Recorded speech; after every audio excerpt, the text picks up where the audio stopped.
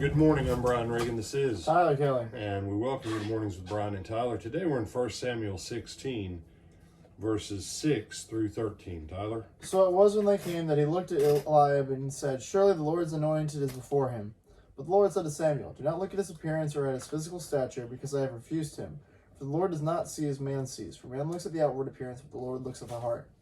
So Jesse called Abinadab, and he made him pass before Samuel. And he said, "Neither has the Lord chosen this one." Then Jesse made Shammah pass by, and he said, "Neither has the Lord chosen this one." Thus Jesse made 7 of his sons pass before Samuel. And Samuel said to Jesse, "The Lord has not chosen these." And Samuel said to Jesse, "Are all the young men here?" Then he said, "There remains yet the youngest, and there he is keeping the sheep." And Samuel said to Jesse, "Send and bring him, for we will not sit down till he comes here." So he sent and brought him in. Now he was ruddy with bright eyes and good looking. And the Lord said, "Arise, anoint him, for this is the one." Then Samuel took the horn of oil and appointed him in the midst of his brothers, and the Spirit of the Lord came upon David from that day forward. So Samuel arose and went to Ramah. All right. So, this passage is one of those that people, the Lord knows my heart. Don't look on, no, the Lord, no. See, you can't use passages like this like people use it. David already had a pattern, right? Because when he goes up against Goliath, what's he going to say?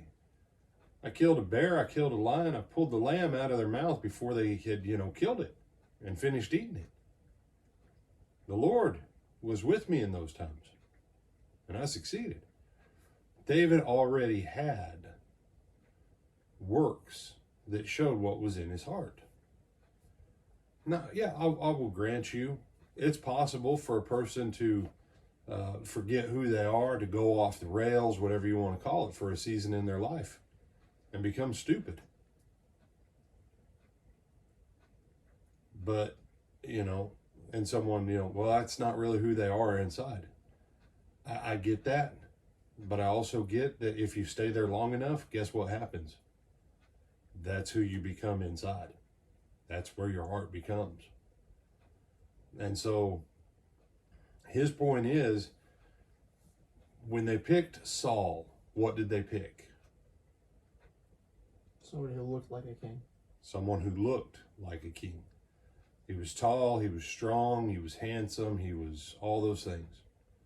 Now, please don't look at someone and go, well, just because they're tall, handsome, and blah, blah, I watched a video this week, that don't mean anything. And I've always hated teaching this passage and the stuff about Saul, because most places I've taught, I'm taller and more broad-shouldered than pretty much everybody else where I've been. And they're like, well, you kind of would have been like Saul then, Brian. Oh, no. And it's funny. The same people are like, just look on my heart. Then look at me and go, oh. Yeah, that's his point. What's your heart?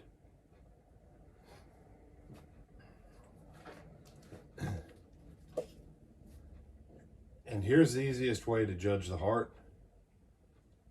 Look at the last 10 years of their works.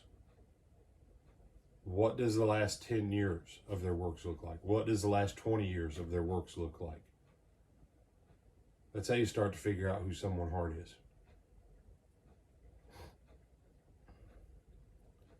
David had works that backed up what was in his heart. And what I've used, the lion and the bear, and that heart of courage. When they're at David and when they're at the battlefield with Goliath, who's also there before David ever gets there, Tyler? Saul, his brothers, the army, lots of people. Saul and David's brothers. And Saul won't go out and fight, and all of David's brothers are cowards too. And they rebuke David and say he's a bad kid when that day comes. What was the Lord looking for? The Lord was looking for someone who had intestinal fortitude, who would go out and stand strong to do their best to do what was right. And even though David had failures,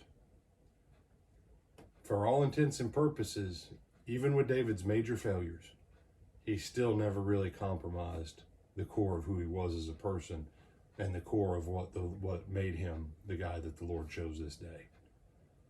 So before you say, judge my heart, make sure you've got the works to go with your heart. Because Jesus will say what? Judge a tree by its fruits. And what are the fruits? The fruits of our lives are the works of our lives. So be careful. Be careful. The Lord's looking for people like David. And if you're not like David, start working on your heart and start putting those things in there to be a person like David. Other thoughts, my brother? No, sir. All right, with Adam Brian Reagan, this is Tyler Kelly. We bid you good morning.